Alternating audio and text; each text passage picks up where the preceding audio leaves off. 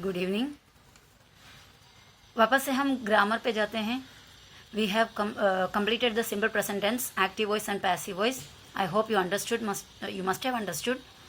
If any doubt is you have, send the doubt in WhatsApp. I will try to explain it again. Okay. So let us go to the next tense, that is present continuous tense. So first of all, I am giving you the pattern of active and passive voice of present continuous tense. Present continuous tense के active voice और passive voice के बारे में देखते हैं। In active voice it's very simple actually, comparatively simple present tense. Simple present tense सबसे hard tense होता है। So active voice am, is, are, ये तीनों एक्टिव वॉइस में यूज होता है। उसके बाद वर्ब के साथ आईएनजी होता है। जैसे I am writing, I am write verb है I N G, writing. He is writing, they are writing. Again I am playing, he is playing, otherwise she is playing, Ravi is playing, Sita is playing, they are playing, we are playing, you are playing, Sita and Geeta are playing. Okay, you must have understood this. Now in passive voice, am, is, are use होना है साथ में, plus being आएगा। am, is, are के बाद एक being आएगा, because it is continuous tense. Continuous tense है तो उसको एक आईएनजी की जरूरत है। Without ING continuous tense can't be done. So ING चाहिए, पर वर्ब के साथ आईएनजी डालोगे तो एक्टिव वॉइस हो जाएगा। इसके लिए वो आईएनजी को देने के लिए बीइंग यूज किया। और पैसिव वॉइस है तो 100% थर्ड कॉलम होता है। Without third column nobody can make passive voice. Passive voice बिना थर्ड कॉलम के बनता ही नहीं है। Okay, so let us see the cow. इधर हम the cow is eating grass, यहाँ पे मैंने एग्जाम्पल दिया, the cow is eating grass. Okay, ये एग्जाम्पल को हम अच्छे से ध्यान देते हैं। ये सब्जेक्ट हुआ काउ, उसके बाद ईस, देखो जैसे इधर दिया गया ईस, और उसके वर्ब के साथ आईएनजी, वर्ब हो गया ईट, और उसके साथ आईएनजी डाला तो ईटिंग, और ऑब्जेक्ट ग्रास। ओके, नाउ अब देखो यहाँ पे ऑब्जेक्ट था ग्रास, वो ग्रास ऑब्जेक्ट को यहाँ पे स्टार्टिंग में डालेंगे पैसिव वॉइस में। This is active voice. Passive voice में ग्रास जो है वो ऑब्जेक्ट है, वो यहाँ पर स्टार्टिंग में आएगा। और ईस, ग्रास ईस, ग्रास अगर प्लूरल होता तो हम आर यूज करते। अगर ग्रास की जगह मी कुछ होता तो ये होता आई होता तो यहाँ पे एम। ग्रास ईज, आईएनजी चाहिए क्योंकि इट इज कंटिन्यूअस टेंस, तो आईएनजी एक्स्ट्रा डालने के लिए हमें बीइंग डालना पड़ेगा। Grass is being eaten, eat is the verb here, eat verb है, उसका third column eat, ate, eaten, eaten लिखा। और उसके बाद पैसिव वॉइस के लिए बाई होना चाहिए। किसके जरिए वो ग्रास खाया गया? काउ के जरिए। सो बाय द सब्जेक्ट को इधर उठा के डाला, the cow, by the cow. Grass is being eaten by the cow. अब देखो नेक्स्ट एग्जाम्पल देखो, he is teasing, he is teasing me, he is teasing me, वो मुझे चिढ़ा रहा है। He is teasing me, it's active voice. How it is active voice?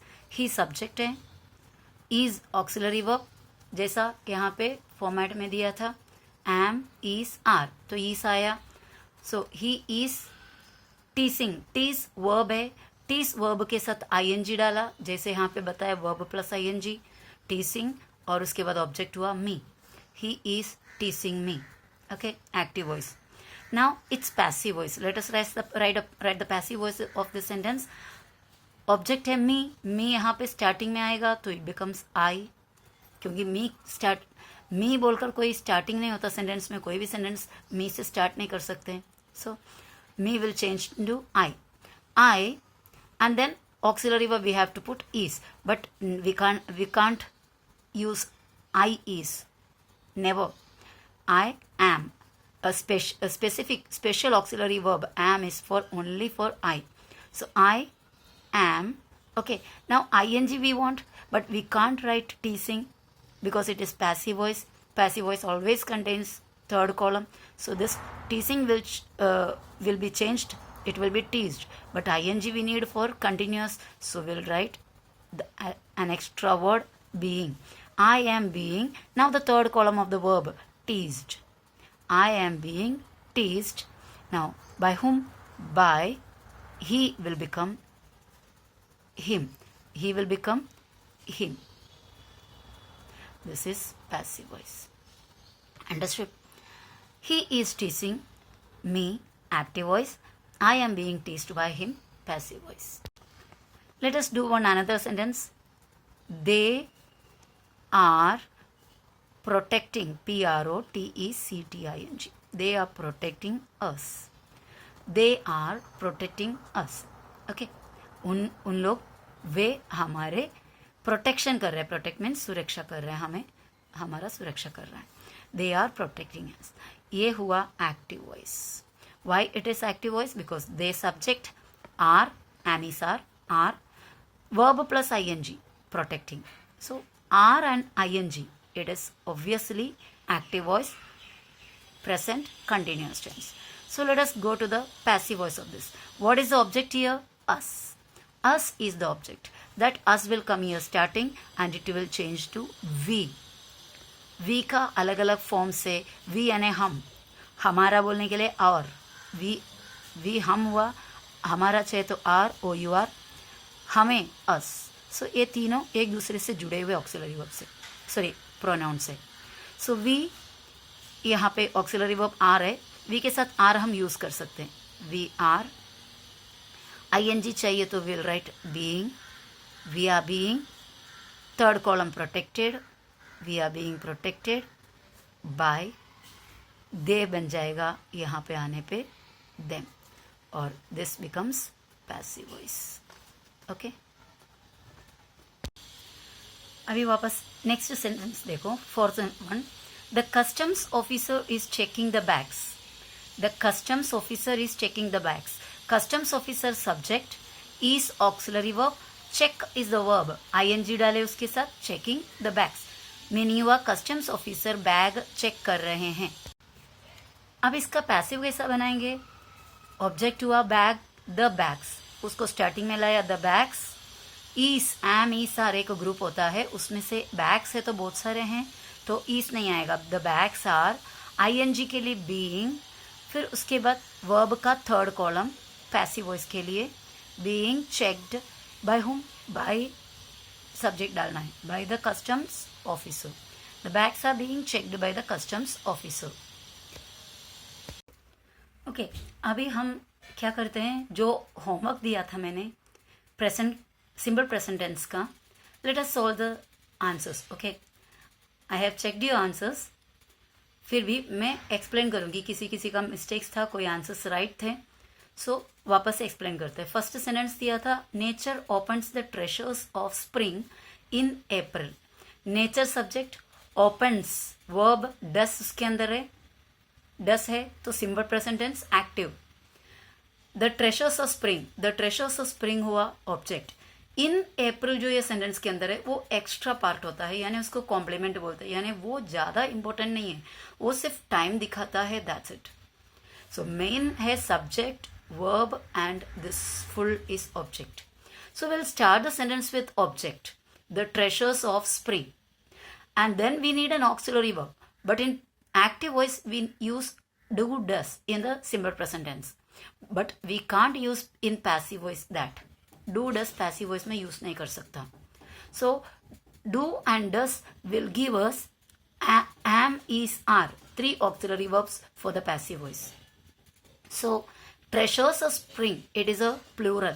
That's why we use are. The treasures of spring are third column of the verb. Why? Because it's a passive voice. Passive voice must have third column of the verb. No other column of the verb is used in passive voice.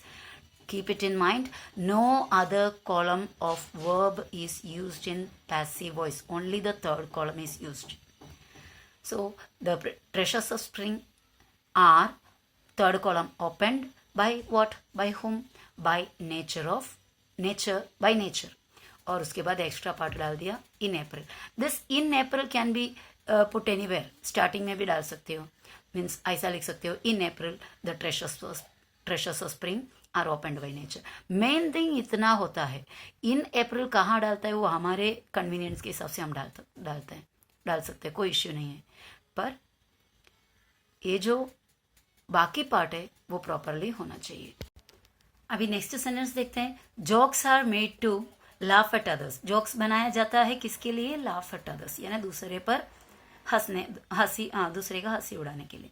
Okay, are है यहाँ पर, तो दो chance होता है कि are और ING, just पहले हमने प्रेजेंट कंटिन्यूअस टेंस देखे, उसमें है एम इज आर के साथ आईएनजी, ऐसा है तो प्रेजेंट कंटिन्यूअस टेंस है। तो देखते हैं आर के साथ आईएनजी होना चाहिए, पर यहाँ पे आईएनजी नहीं है, उल्टा ये थर्ड कॉलम है, तो ये कंटिन्यूअस टेंस नहीं है। पूरे टेंस सेंटेंसेस में कहीं भी आईएनजी नहीं है, भले आर है, एम इज आर होगा, लेकिन आईएनजी नाम का चीज कहीं भी नहीं है, तो इट इज कंटिन्यूअस टेंस नहीं है, it is not a continuous tense.